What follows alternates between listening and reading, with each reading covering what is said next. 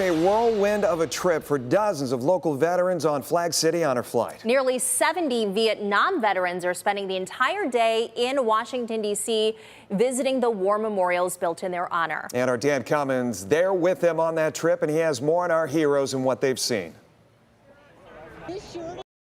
The Vietnam Wall.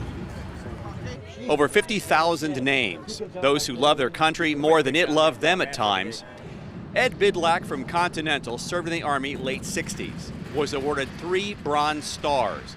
Not because he was heroic, he says, because he was lucky. He's on Flag City Honor Flight with Guardian Congressman Bob Latta. Ed wants to leave something at the wall by a name of the soldier whose luck wasn't as good as his, and it bothers him to this day. Guard duty one night, and we switched around, and that's the way things happen over there. We shorthanded, and the guy switched around, and we got hit that night.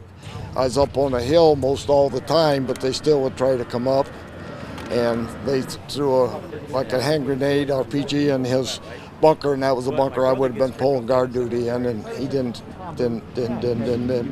make it. They were never thanked, and to thank all these Vietnam era veterans, to say thank you for your service. I think these honor flights are just absolutely incredible. My granddaughter painted this up for me, and I want to present this to David on what he did for me and leave it for him so I can have a closing of the end of it. So all these years later, as Ed struggled with PTSD, it was coming here to remember David Jerry Givens of Detroit, to free him from those emotions from August 21st, 1969. Reporting from the Wall in Washington, D.C., Dan Cummins, WTOL 11.